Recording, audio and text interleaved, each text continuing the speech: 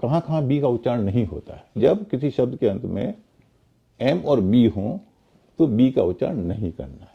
जैसे LAMB, lamb मतलब मेमना, सब जानते हैं LAMB लैम्ब, लेकिन वो लैम्ब नहीं है, वो लैम है। BOMB बॉम्ब, बॉम्ब नहीं है, वो बॉम्ब है, और इसीलिए हिंदी में उसको बम कहते हैं। अगर आप ध्यान देंगे तो बॉम्ब का हिंदी बम है, बम्ब नहीं है। इसलिए नहीं है कि बी का उच्चारण होता ही नहीं है। वैसे ही हम कंघी करते हैं, COMB, कॉम्ब नहीं है, न कम्ब है, वो है कोम, LIMB, लिम्ब। ये हमारे अंग हैं, उसको लिम्ब नहीं होगा, लिम्ब होगा।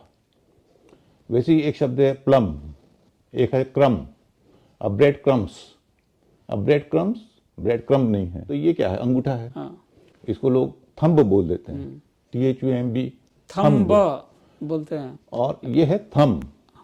और जो कोल्ड ड्रिंक का था उसका नाम भी अगर आपको याद होगा तो थम्स अप है, उसमें बी है ही नहीं। इसलिए नहीं है कि एम के बाद बी का उच्चारण नहीं होता है। और देखिए ये क्यों हो रहा है, इसमें कोई चकराने की बात नहीं है। आप अगर थंब बोलना चाहेंगे तब बोल नहीं पाएंगे। किसी शब्द की ध्वनि गायब इसलिए होती है कि उसको बोलने में दिक्कत होती है। हो सकता है किसी जमाने में थंब बोलते होंगे, अच्छा, लेकिन फिर बी गायब हो गया तो बोलते बोलते लोगों को परेशानी हुई, तो आज वो थम हो गया।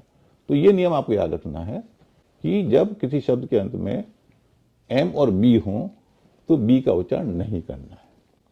लेकिन एक चीज का ख्याल रखना है कि अगर वे बीच में हो, जैसे कॉम्बिनेशन या कंबाइन, कॉम्बिनेशन में COM के बाद एम के बाद बी है, कंबाइन में है, तो उसमें आपको उच्चारण करना है। अंतिम में जब एम और बी हो तो आपको नहीं करना है। प्लस अगर इसके बाद ER आ जाए, जैसे BOMB, ER, बोमर, बॉम्बर नहीं करना उसको, बोमर, वूम और टूम, ये दो शब्द ऐसे हैं जो इस क्रम में थोड़े से अलग हैं। इसमें दो तरह की चीजें आपको ध्यान रखनी है। पहली चीज, एम के बाद बी है, बी का उच्चारण नहीं करना है, वो तो क्लियर है। तो WOMB या TOMB, आखिर में बी का उच्चारण तो नहीं होगा, क्योंकि एम के बाद बी है और शब्द के आखिर में है। लेकिन ओ का उच्चारण यहाँ पर ऊ होता है, चाहे वूम का मामला हो चाहे टूम का मामला हो।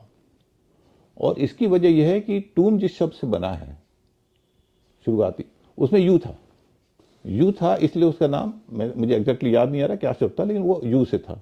बाद में उसकी स्पेलिंग बदल गई। अंग्रेजी शब्दों के उच्चारण के बारे में आपको और जानना हो तो पढ़ें आलिम सर की इंग्लिश क्लास। किताब के अलावा ये क्लासें वेबसाइट पर भी उपलब्ध है। विजिट करें alimsarkiclass.com।